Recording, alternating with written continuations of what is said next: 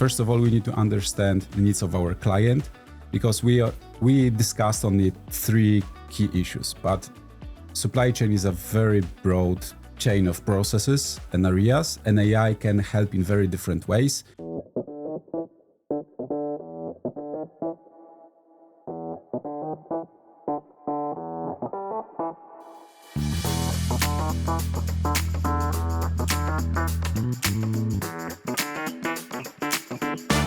Hi everyone, welcome to season 2 of C&F Talks. My name is Maciej, I'm the leader of analytics experience at C&F, and we'll be talking about our challenges, ideas and trends from the perspective of an IT partner. Be sure to subscribe, like and comment because we would like to hear your feedback. My guest today is Piotr Sosiński. Hello Piotr. Hi Maciej. Tell us what is your responsibility at C&F, what you do? I'm a senior delivery lead, and I'm responsible for manufacturing and supply chain area. Great. 2 years ago, I've been at a Gartner conference, and AI was all over the place. So Gen AI, to be more specific, and this was the buzzword in every industry. Everybody was implementing AI, mostly ChatGPT, and using AI in optimizing or automating their everyday tasks. It's 2 years later. Tell me, is this still a buzzword in the area of supply chain, or is it really getting practical in terms of implementing in the processes with AI in mind? AI is no longer a buzzword or a futuristic concept. It has become a critical enabler for improved performance and resilience. And while what used to be considered as optional tool now is a necessity if we would like to improve our efficiency, reduce cost, manage risks better, or improve our customer satisfaction, looking from supply chain perspective. In fact, at recent Gartner conferences, AI is still the main topic, and even up to 90% of the sessions are AI focused on its practical application and in real world process optimization. That means that there is a clear shift in the industry consensus that AI is reshaping the supply chain. The AI has been reshaping supply chain for some time, but right now the process is accelerating. And if organizations would like to tackle challenges like demand volatility or capacity constraints or global disruption, AI can provide solutions and provide them with far greater agility. Okay, so let's talk about the main challenges in supply chain where essentially AI can help optimize. There are multiple challenges in supply chain. It's a very broad and complex area. But today I would like to cover three main topics. One is the overall supply chain complexity and how AI can address that. Second is supply chain sensitivity and vulnerability. And the third one is lack of multisensing integrations. Okay, so let's start with the first one. Can you explain, because I know something about supply chain, but these expressions are new to me. What does it mean, modern supply chain network complexity? And can you give some examples, maybe a use case? Yeah. So modern supply chain network reflects business processes, and the business processes are global and usually very complex. What it means, it impacts end-to-end visibility and hinders data-driven decision-making. Usually it includes multiple providers, partners, suppliers, distribution channels. It means that supply chain network needs to adapt to demand volatility, to geopolitical situation, environmental pressures, security risks, and regulatory requirements. So there is plenty of external factors that are impacting the overall supply chain, and all of them need to be considered to be able to manage operations and improve KPIs that supply chain operates on. So they need to be controlled. Right now, if I remember, the main problem is that none of them or little of them are centralized in terms of control. They are spread across the company. So controlling each of this element and optimizing how they work together is the main challenge at the moment. So do you have some example, or have you been working with your clients in building such complex tools that will gather all of these elements in one place as a control room kind of thing to see and monitor all of these factors in one place? Exactly. One of the solutions, the traditional solutions to this complexity is supply chain network control tower. Historically, control tower would gather data and it would be siloed data that is put together in a single dashboard or a report that would be passively tracked data and then aggregated into overall decision cockpit. Through the last years, the solutions in supply network, when we are talking about control towers, got improved. Additional analytics, advanced analytics has been enabled. It allowed to move from reactive management into more proactive identification of patterns and early warnings. Mm-hmm.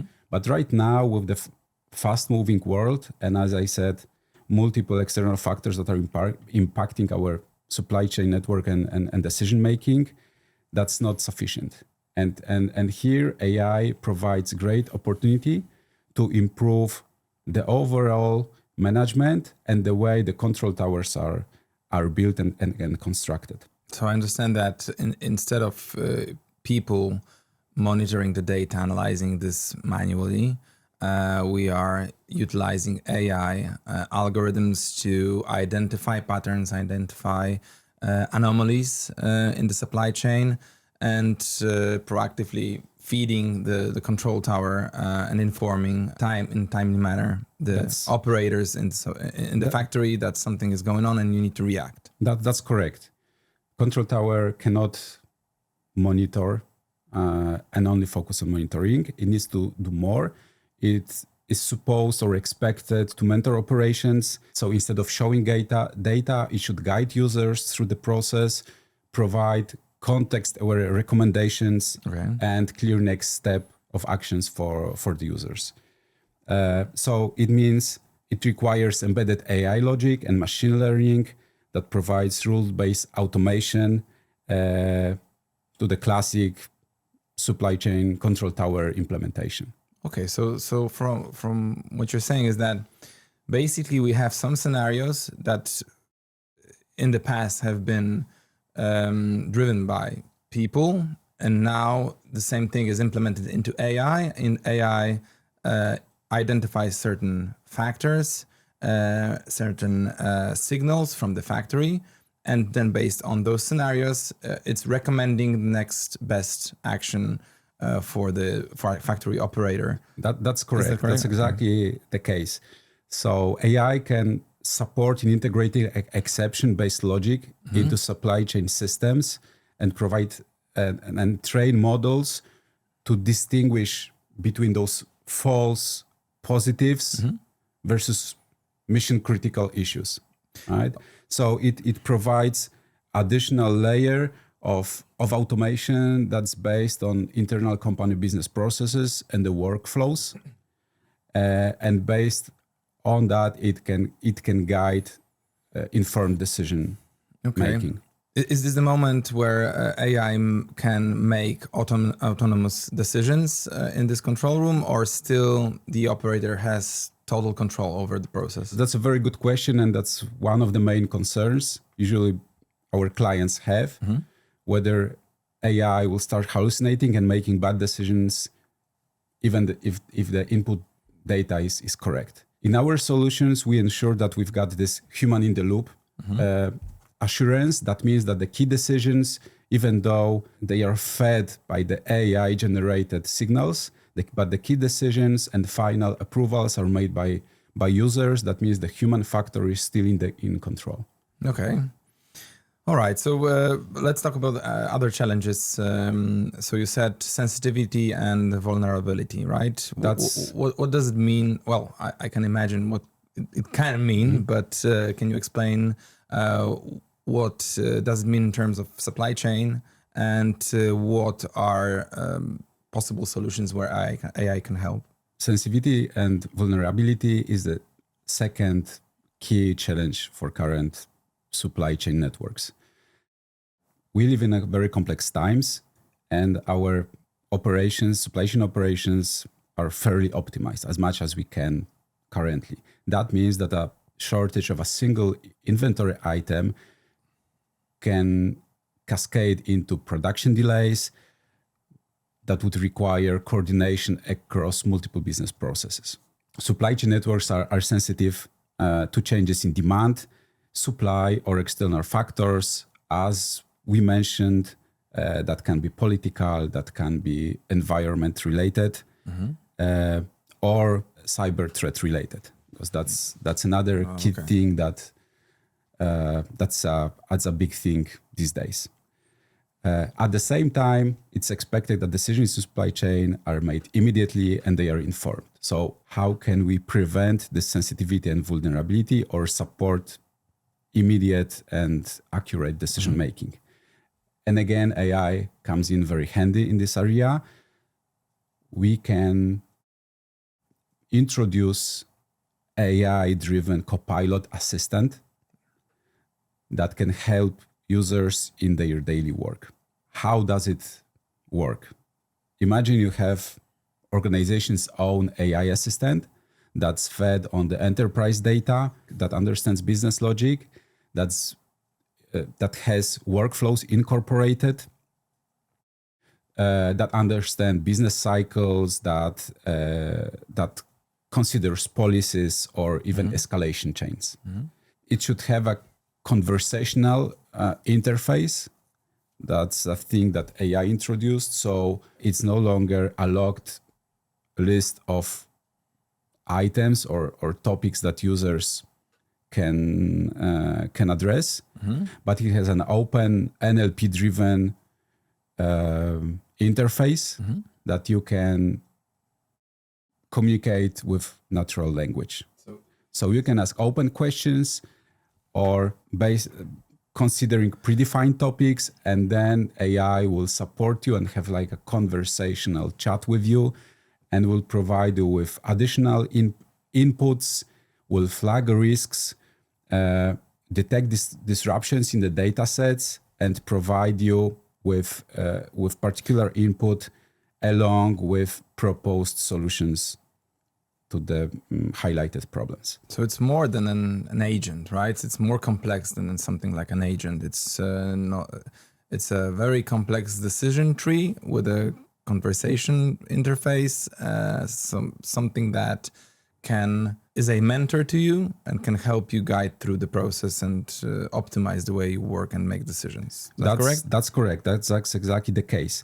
It can replace days of analysis that users would normally do in a classic way, with instant insights that would accelerate informed decision making, that would reduce the cognitive overload of the users, where they need to consider a lot of different sets of information coming from across different channels. The AI can do it for them, and then in that conversation provide additional information. As I said, provide proactively alerts, impact analysis, as well as proposed solution or remedies to the highlighted problems. So it's also a tool for mitigating risks, because human errors, not knowing certain policies, just making day-to-day mistakes.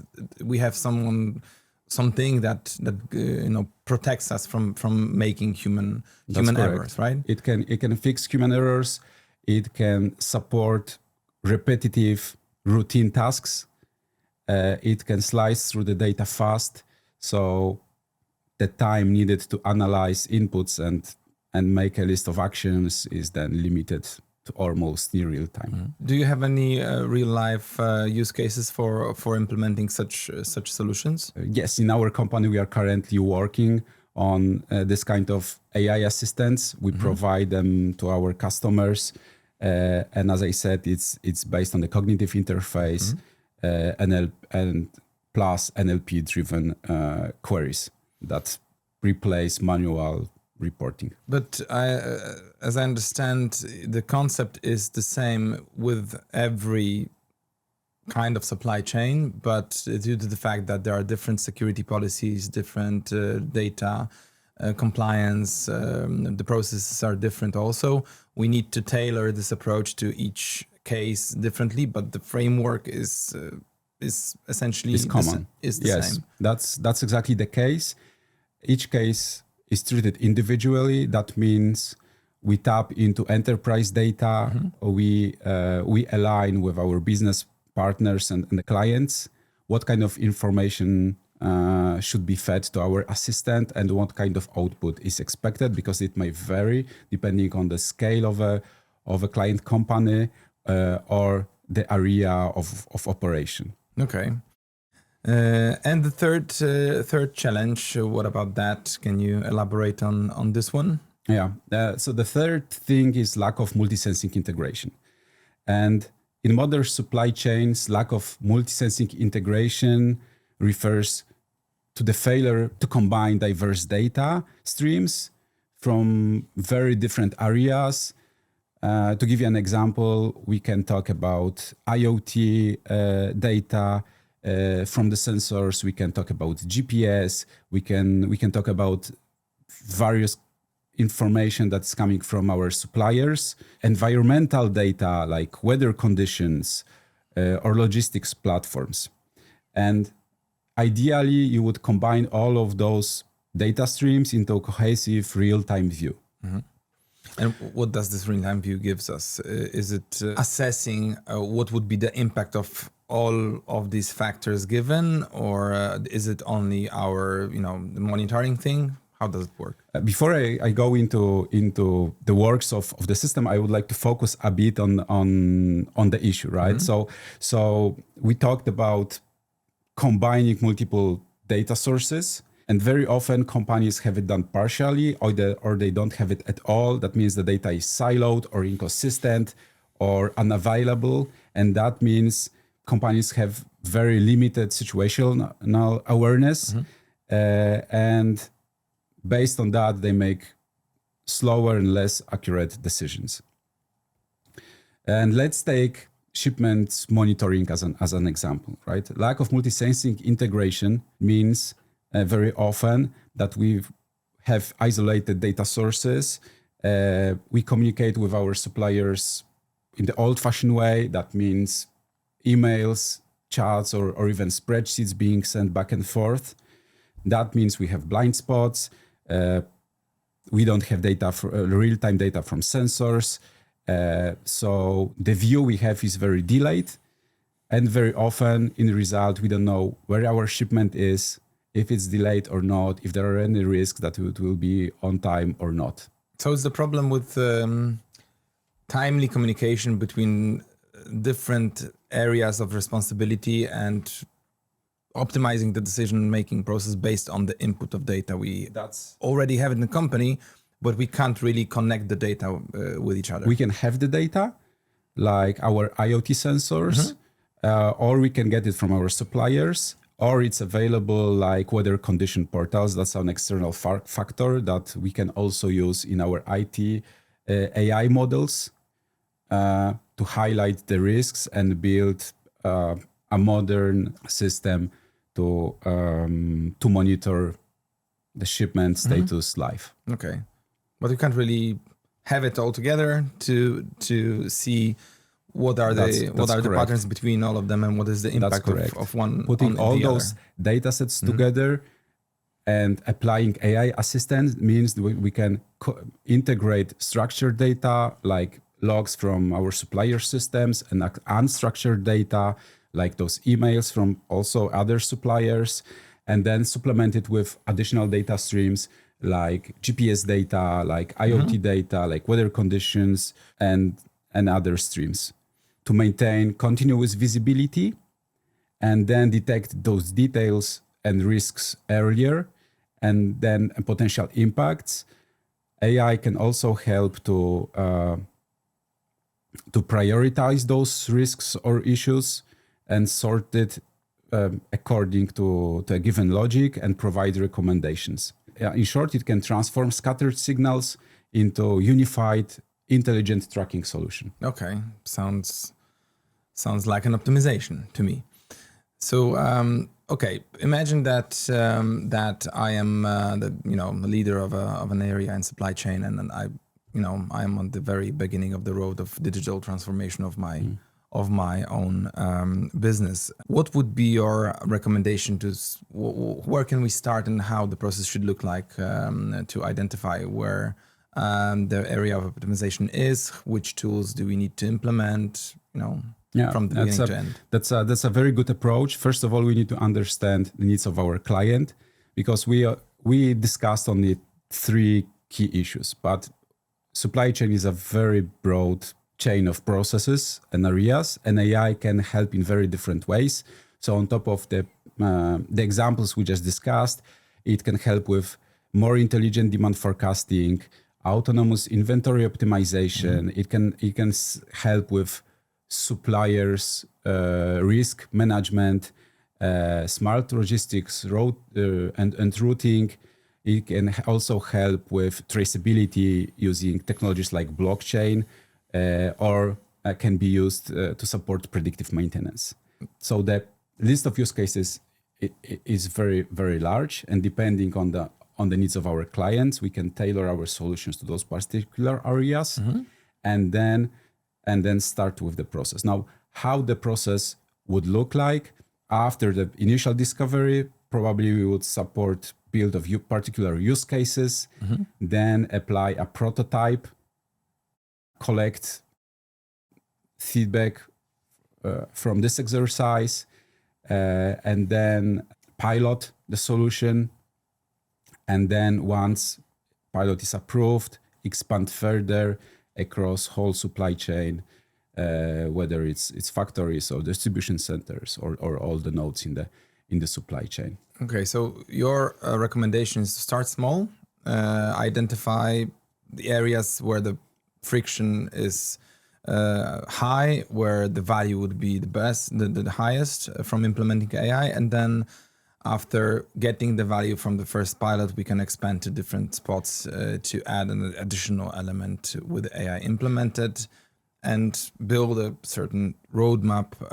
So this would be a multi-year long program, a true digital transformation, right? That's correct. And why that's important? Start small and expand further. There is a couple of risks and concerns usually our business customers have that are related to AI. They are in a random order. One, the cost, right? So if you're thinking about AI implementation globally at large scale upfront, that means probably high budgets, and usually the decision makers are hesitant to invest that much. So you start small, you show the value, and then you can expand because you get better budgets. That's one risk that's addressed. Second one is actual improvement that AI can give, and that's related to the data quality and data availability in the companies, and that can be addressed with the solutions. For instance, we have C&F has in-house that's data cleansing solution and automated solutions to gather and unify data that's then available for the models. Third risk, and this is something I highlighted earlier, is the lack of control on AI.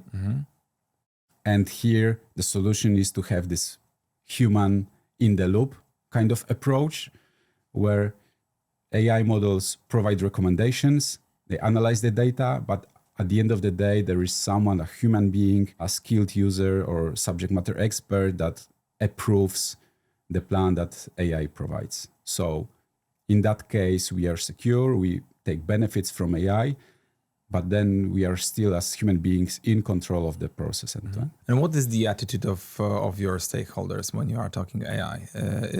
Are they hesitant, or they are in doubt, or there is lack of adoption, or there are some blockers from different stakeholders across? Because from what I understand, it's not only implementing AI in one place. It's a need of cooperation with different stakeholders, because the AI element will impact all others element or other elements in the whole supply chain.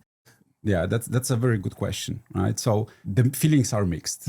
Right, it depends on the appetite for innovation. Some of them have more innovative mindsets and they are open. Some are a bit reluctant, but we have to remember a couple of things. First, AI is here, and if we want to keep our competitive advantage as a company, whether we are manufacturer or only distributor, we have to think about AI and its implementation. Second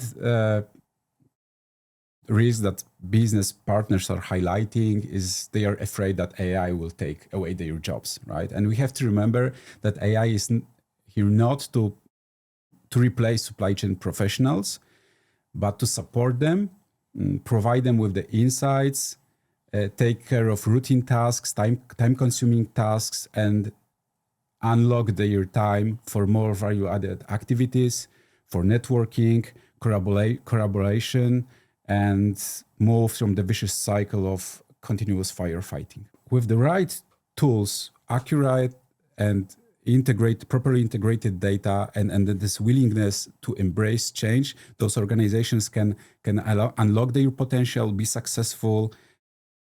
So it's not about building supply chains that can replace people. It's not about just efficiency, but it's more about building supply chains that can predict, adapt, and thrive in this increasingly uncertain world.